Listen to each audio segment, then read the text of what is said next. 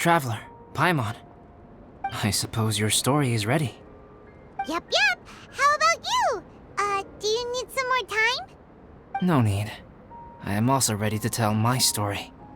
Paimon calls dibs. Paimon first! Please, go ahead. Okay, here goes. Once upon a time, there was an evil researcher who went into the mountains and did a crazy experiment on whopper flowers to transform their appearance. After a lot of pain and suffering, the whopper flowers finally took on a human form. Then they stood by the side of the mountain to wait for unsuspecting bypassers. To whoever spoke to them, they would ask some questions such as, "Who am I? Who are you?" If the bypasser got the wrong answer, the last sound they'd make would be a yelp before the whopper flower ate them alive in one bite. Ooh, truly frightening. What the? You two aren't scared at all! Don't go nitpicking, okay? If you didn't like the story, go write your own!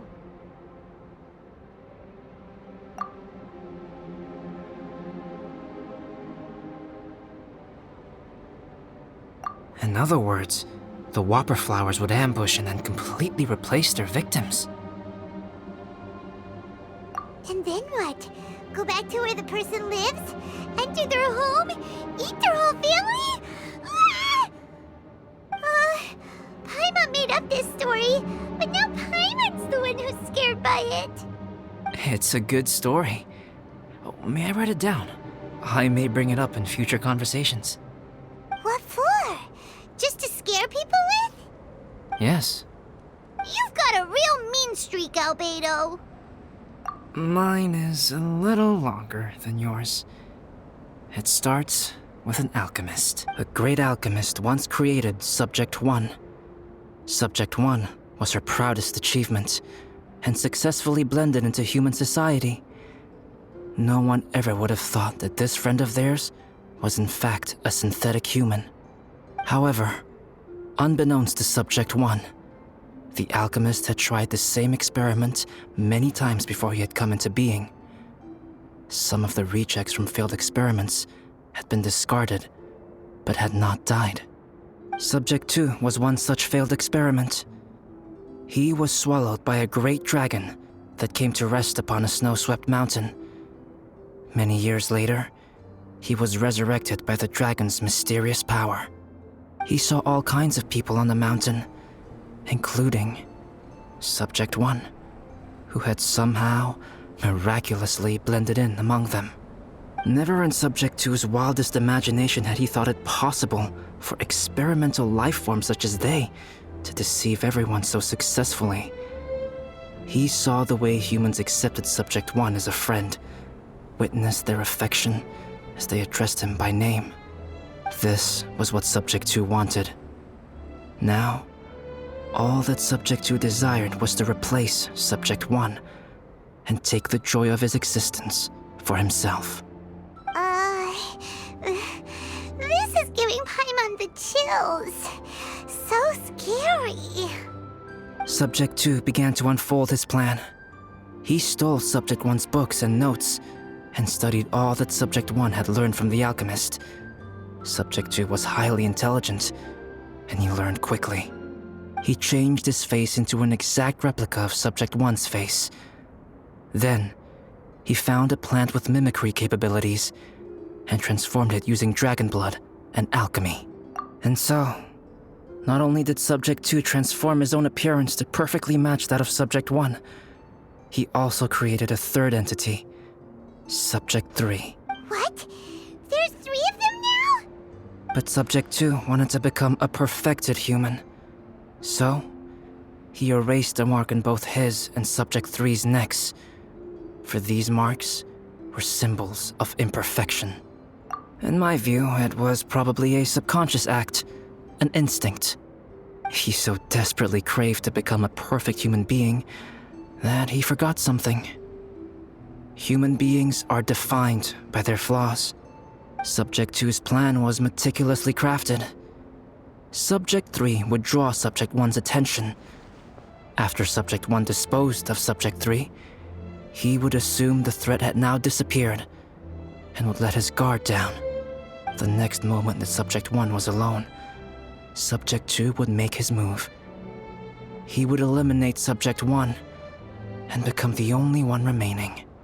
He would secretly replace the Subject 1 of everyone's memories and inherit his identity, residence, clothing, sword, name, and friends. People would have no idea that the individual they knew had become somebody else from one day to the next. This is way too scary.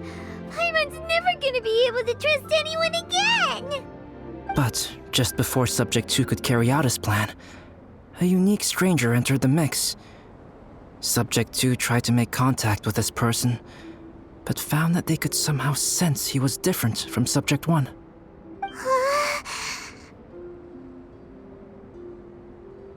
What's wrong? Are you scared? What happened then? What happened to the stranger? He became a new stage in Subject 2's plan. One more person that Subject 2 had to dispose of. It's as if there were 3 identical roses in a garden. Only one of the 3 was a fine specimen, while the other 2 were defective specimens that bore poisonous thorns. In all the world, only the gardener who tended to them could tell which was the good specimen. People do not like poisonous plants. Only a perfect rose can fetch a high price. If the inferior specimens wanted to conceal the fact of their worthlessness, they would have to take the gardener out of the picture, using their poisonous thorns. This is exactly what Subject 2 was thinking. So, he hid in the shadows and waited patiently. Maybe soon, he would get his chance to become truly human.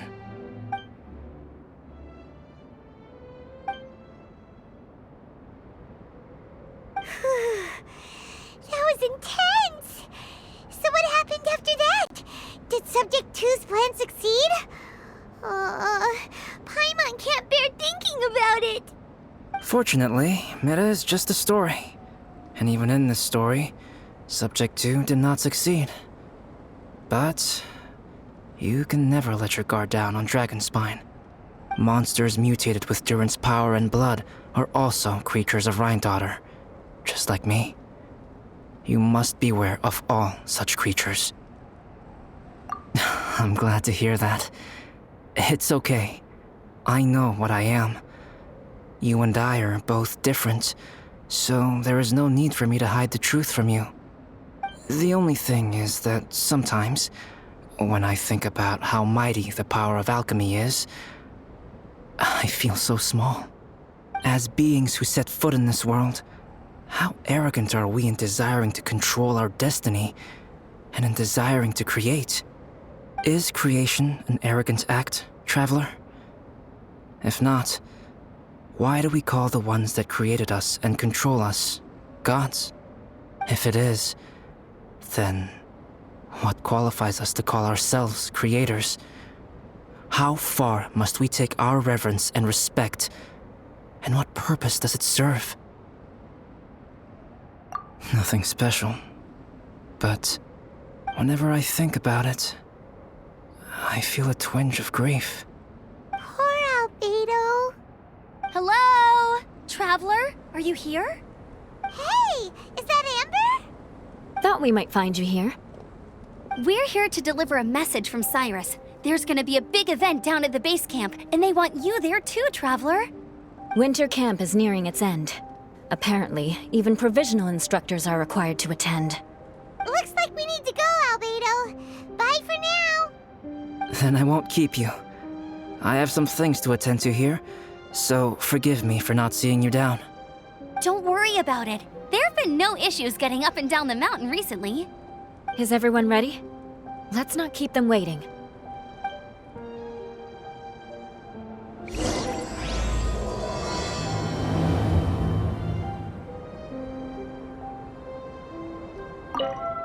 Go ahead. You're one of their instructors, no? Huh?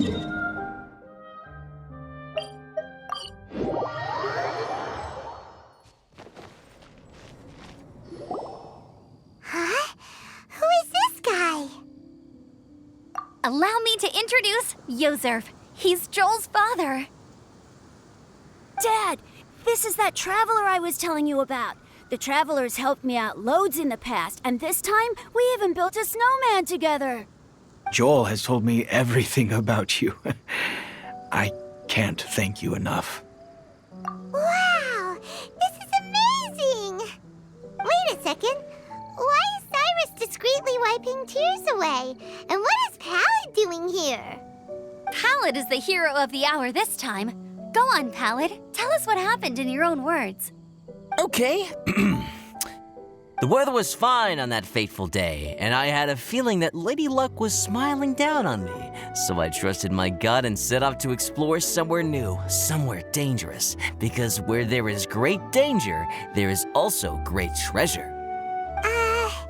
Why does this sound so hard to believe? But I had only been away from the group for a short while when I fell down a slope and just started rolling. Uh-oh. Did my bad luck rub off on him when we ran into each other on the mountain? The place I fell to was somewhere I didn't recognize, and I'd sustained a few injuries. I remember thinking to myself, this is the worst luck I've ever had in my whole life. Then I met Yozerv. He'd heard the sound of me falling and came out to see what was going on. Huh? Wow, so it was completely by chance then. I thought he must have been someone from the Adventurers Guild here for the event, but after a few words of conversation, it was clear that he was having memory problems. He didn't even know his own name. The temperature was freezing, and there was no time to deal with all that there and then, so I convinced him to come back to the camp with me and figure everything else out after we got there. We got back to the camp, ran into Joel, and the moment he saw him, he froze for a second with this completely stunned expression on his face, and then he started crying out, "Dad! Dad!" That's when Yozerv suddenly started to remember. My memory has still not fully recovered, but Joel and his mother, they are the only ones that I will not, no, that I cannot forget. Daddy. Daddy's right here, Joel. Daddy's right here. Yozerf, don't you remember anything else at all? The poor princess, feeding the foxes? I'm sorry. I have no recollection. Maybe it's because of the head trauma. I'm not sure. I woke up and found myself covered in blood. My things were gone, and there was nothing to indicate who I was or how I got there. I crawled into a cave and settled in for a slow recovery. After my legs and feet were a little better, my hunting skills were what kept me alive. Dad, I was so worried about you. I'm all right now, Joel. Oh, don't cry. Daddy's not going anywhere. I'm here to stay. Oh, this is good. This is good. You know what, though? I definitely think my luck got worse after running into Benin on that mountain. I knew it. I just... No. I just meant if it weren't for you, there's no way I ever would have run into Yozerv on a mountain this huge. Besides, we got back safely, didn't we? So don't blame yourself. Maybe sometimes miracles can only happen when you get just unlucky enough. Pallid. When did you become such a smooth talker, huh? Huh? Am I? I was just telling the truth. Oh, yeah. I want to say thank you to the Traveler, Uncle Cyrus, Auntie Eula, and Auntie Amber. Thanks, everyone. You all helped look after me, and I will always remember it. But I guess I can't take the snowman with me, or it'll melt once it leaves Dragonspine. It's such a shame. Oh, I can help with that. One moment. Huh? Eula? Here, take this. It's powdered rime. Just add it to your snowman, and it will never melt. Wow! Really? Oh, this is awesome! You're the best, Auntie Eula! unmeltable snowman now! How cool is that? How can I ever repay you all? Thank you all. Thank you from the bottom of my heart. Dad, I want to go move the snowman. Can we do it now, please? Okay, I'll be leaving with Joel now. I'm sure I'll see you all another day. Very well, very well. It's time for Pallet and I to have another discussion concerning his breaches of adventurer discipline. Huh? But Cyrus, I think I kind of made up for my mistakes this time, you know? See you guys! Oh, I made this for you and Amber. Think of it as a winter souvenir. Aw, are you sure? This must be really important to you. Come on now, just take it. No need to make such a fuss. Wow! Now our snowman won't melt either! Great! You're welcome. Just keep it, that's all I ask. Amber and I have some business to attend to now. See you later. See you! Everyone's gone. Seems like they've all got their own stuff to do now. Oh! You know what? We've been on Dragonspine all this time, and somehow Paimon still forgot to ask Albedo about how to make a fruit juicifier machine that could keep the juice fresh. Maybe we should try Timaeus again. He does seem pretty eager to please after all.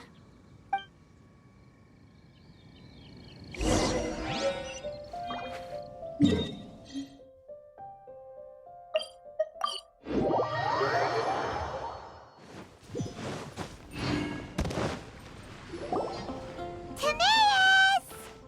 Traveler and Paimon, what can I do for you? Wait a minute.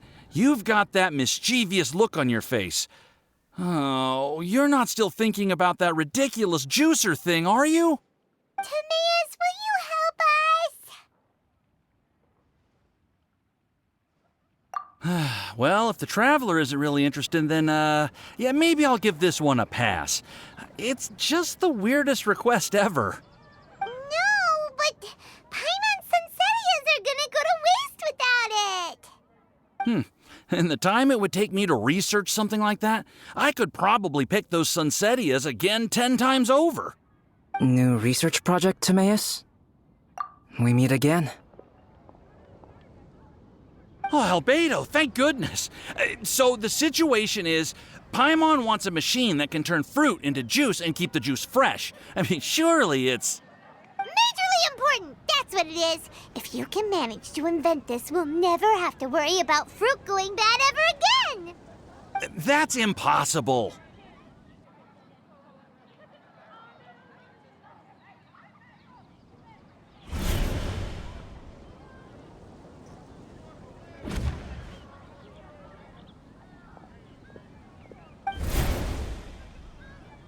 Turning fruit into juice is not hard, but keeping it fresh is more difficult.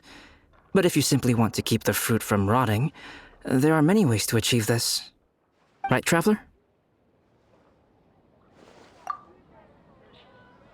What about his neck? What's wrong? Is there something on my neck?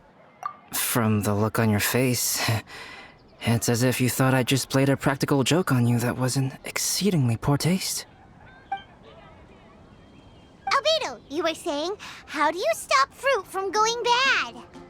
Well, one way would be to bury your fruit on Dragonspine, where the snow never melts all year round. But then Paimon won't be able to eat them! You could always live on Dragonspine. No, too cold for Paimon. Or you can give the fruit to me, and I would take it to Dragonspine for you. But since you don't like the cold, you'd have to send someone else to pick them up when you want them. This is where you come in, Traveler. Suddenly sounds a lot more feasible with other people doing all the work. Okay then, shall we go with that idea? Fruit buried on Dragonspine will stay fresh for much longer. However, it is also possible that the fruit will sprout and grow into fruit trees. Who knows? Maybe the next time you visit, it will have grown into an orchard. You can water the trees, add fertilizer, and when they finally bear fruit, you will have some fresh sunsettias. No way! Then Paimon will have to be a gardener! That's not the goal here. Oh? Well, I don't think being a gardener is so bad.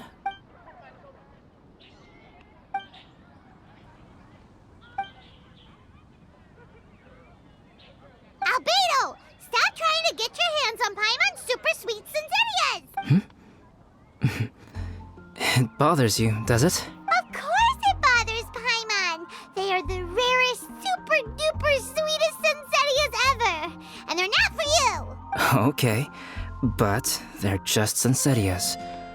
I think you're only so attached to them because you don't have much fruit of this quality in your possession. When someone's pockets are full and their spirit is fulfilled, they don't easily fall prey to this kind of yearning. Huh? Really?